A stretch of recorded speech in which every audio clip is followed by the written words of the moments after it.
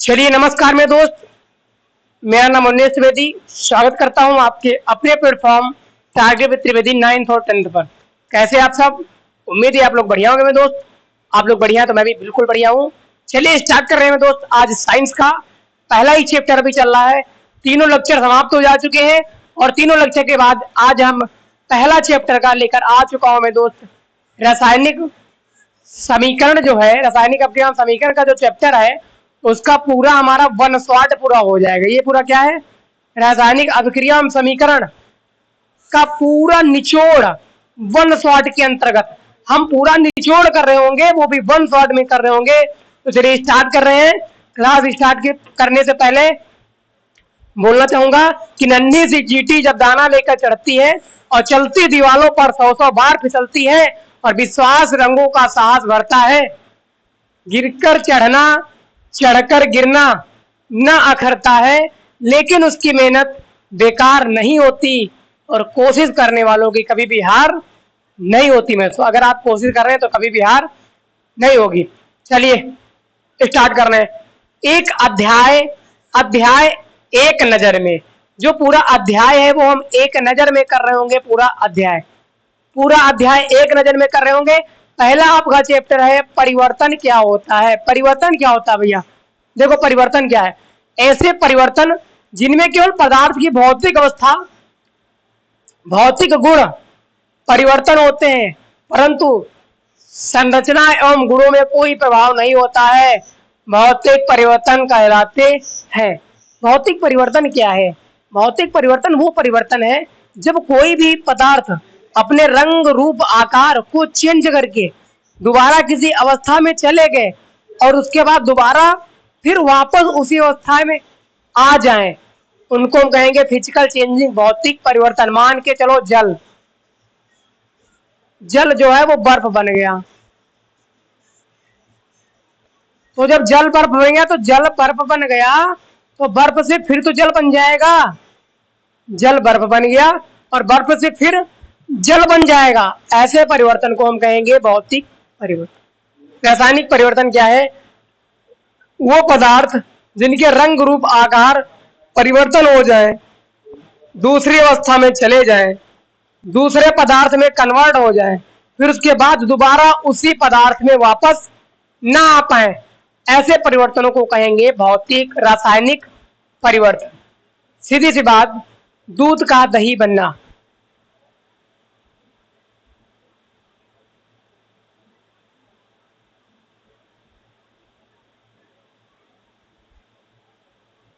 दूध का दही बनना कैसा परिवर्तन है? रासायनिक परिवर्तन। क्योंकि दूध से भैया दही बन गया, दूध से दही बन गया, क्या दही से दूध बन जाएगा दोबारा? नो, नथिंग, कभी नहीं। दूध से दही नहीं बन सकता है। दही से मट्ठा बन जाएगा और सारी चीजें बन जाएगी, लेकिन दही जो है उससे दूध कभी भी बनने वाला नहीं है। ऐसे परिवर्तनों को कहेंगे रासायनिक परिवर्तन। अब बात करते हैं रासायनिक अभिक्रिया क्या होती है। तो रासायनिक अभिक्रिया में दोस्त देख लेते हैं रासायनिक अभिक्रिया क्या होती है।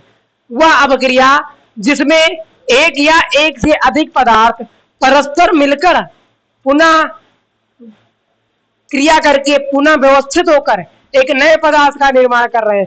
सीधी सी बात बोल सकते हो, वह पदार्थ जो दो या दो से अधिक पदार्थ आपस में मिलकर किसी तीसरे नए पदार्थ का निर्माण कर रहे हो, वो रासायनिक अभिक्रियाएं कहलाएगी।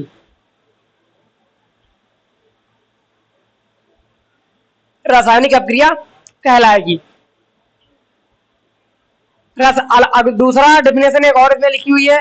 इसमें लिखी हुई है कि रासायनिक अभिक्रियाओं के इलेक्ट्रॉनिक सिद्धांत द्वारा अधिक स्पष्ट किया जाता है कि इस सिद्धांत के अनुसार परमाणु अष्टक पूर्ण करने के लिए परस्पर सहयोग करके एक नए पदार्थ का निर्माण करते हैं। मैं दोस्त मतलब एक पदार्थ जो आपस में क्रिया करके एक नया न्यू पदार्थ बन जाए, उसको कहेंगे रासायनिक अभिक्रिया।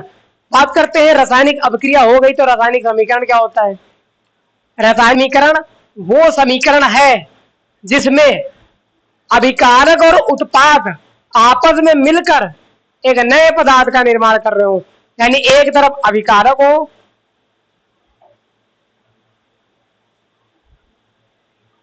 और दूसरी तरफ क्या हो, उत्पाद।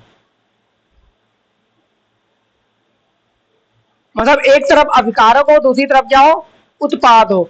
ऐसी क्रियाओं को हम कहेंगे रासायनिक समीकरण। एग्जाम्पल फॉर मान के चलो, जैसे यहाँ पे है ए, यहाँ पे बी, और इधर ए बी। तो ए बी आपका अभिकारक हो गया और ए बी उत्पाद हो गया। ए प्लस बी क्या हो गया, अभिकारक। कभी कभी ऐसा होता है जिन किसी से हम लोग अभिक्रिया कर रहे होते हैं, जैसे ए है, ए को बी से अभिक्रिया कर रहे हैं, तो ए हमारा अभिकारक है और बी हमारा अभिकर्मक है। अभिकर्मक कहीं कहीं आपको देखने को मिलेगा अभिकर्मक, तो अभिकर्मक भी हो जाएगा।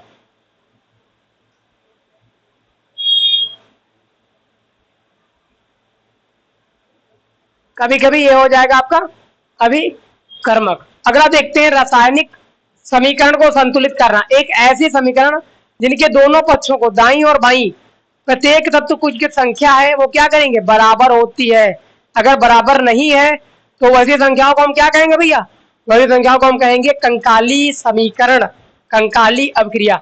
रासायनिक समीकरणों को संतुलित करना हम लोग आपको बताए थे कि सबसे पहले संतुलित करने के लिए एक ही चीज रख लो कि मान के चलो इधर हमारा जैसे Fe है SO4, एक हमने अलग से वीडियो इस पे बनाए हैं, हमको दिखे ऐसा करो, एक ऐसे बनाए हैं कि जिसपे आप लोग जाके देखना मेरे दोस्त, देखने के बाद आपको ये लगेगा, क्या बना रहे हो, आपको ये लगेगा कि ये इसकी एक ही वीडियो बनी है रासायनिक समीकरण को संतुलित करना। आप जाके देखना, रासायनिक समीकरण को संतुलित करना एक वीडियो बनी है, जाके आप लोग क्या करते हैं, देख सकते हैं। अगला तो जो मान के चलो FeSO4 है, इधर जो कुछ इधर अपना बना गया हो, ठीक, इधर बन गया हो, तो हम लोग क्या कर रहे होंगे, हम लोग ये कर रहे होंगे, हम लोग क्या कर रहे होंगे, हम लोग ये दाया कर लेंगे, ये बाया कर लेंगे। अभिकारक और उत्पाद इन दोनों को बराबर संख्याओं में हम क्या करेंगे, लिख देंगे। इसकी हमने वीडियो अलग बनाई है, रासायनिक समीकरण को संतुलित करना। 10 से 5 मिनट की वीडियो, 10-15 मिनट की वीडियो बनी होगी। 10-15 वीडियो में आप लोग जाके देख सकते हैं कि रासायनिक समीकरण को संतुलित करना क्या होता है, कैसे किया जाता है, पूरा डिटेल तरीके से एक ही वीडियो बनाए हुए हैं। चलिए अगला देखते हैं, रासायनिक समीकरण को संतुलित करना जब हो गया तो रासायनिक अपक्रियाओं के प्रकार देखते हैं, प्रकार क्या होता है। ऐसा प्रकार, कुछ अपक्रियाओं के निम्न प्रकार होते हैं। पहला प्रकार हो जाएगा मेरा संयोजन अपक्रिया। संयोजन अपक्रिया क्या है, संयोजन अपक्रिया वो अपक्रिया जब दो या दो से अधिक पदार्थ यौगिक संयोग मिलकर एकल पदार्थ का निर्माण कर रहे हो, संयोजन अपक्रिया कहते हैं। मान के चलो एग्जाम्पल कहाँ कर दें, एग्जाम्पल हम यहीं पे एग्जाम्पल मार देते हैं। मान के जैसे हमारा A+B है, ये अपक्रिया करके क्या बन गया, AB बन गया, तो एकल पदार्थ बन गया, इनको हम कहेंगे संयोजन अपक्रिया। अगला देखते हैं, जैसे ही संयोजन अपक्रिया कंप्लीट हो जाती है और हम अगली अपक्रिया आपको लेकर चल रहे हैं, वियोजन या अवघटन अपक्रिया। वे अपक्रिया जब दो या दो से अधिक पदार्थ, सीधी सी बात समझो, ऐसी अपक्रिया जब अभिक्रिया और उत्पाद आपस में मिलकर दो अलग अलग पदार्थों का निर्माण कर रहे हो, एकल अभिकारक, एकल अभिकारक यानी दो तत्व एक एकल अभिकारक आपस में क्रिया करके दो अलग अलग उत्पाद पैदा कर रहे हो, ऐसी अभिक्रियाओं को हम वियोजन अपक्रिया कहेंगे। क्लियर। चलिए एग्जाम्पल जैसे मान के चल लेते हैं हम लोग, यहाँ AB है, ठीक है, AB मिला और दो अलग अलग अपक्रिया बना दिया, इधर A बना दिया और अलग A+B बना दिया, एकल पदार्थ हुआ, दो डबल डबल पदार्थ बन गए, एकल पदार्थ था, दो अलग अलग पदार्थ बन गए। ऐसे पदार्थों को हम क्या कह देंगे, ऐसे पदार्थों को हम कह देंगे भैया कि ये वियोजन अपक्रिया है। क्लियर। अगला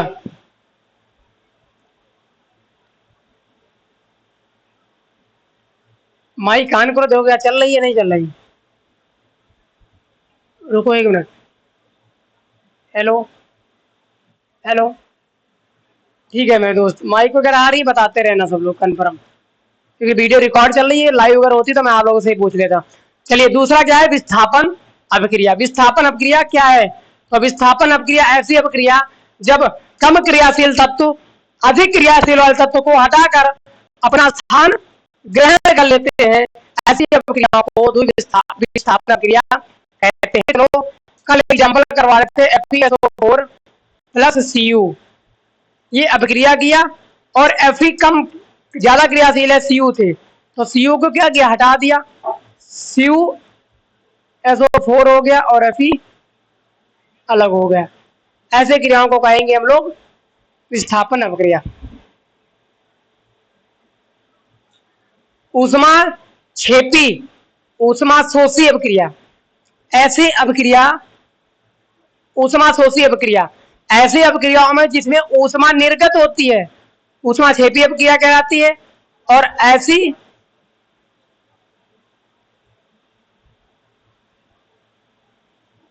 हेलो आ तो रही है, ऐसी अभिक्रिया जिसमें हम ऊष्मा ऐसी अभिक्रिया जिसमें हम हटो हाथ हटाओ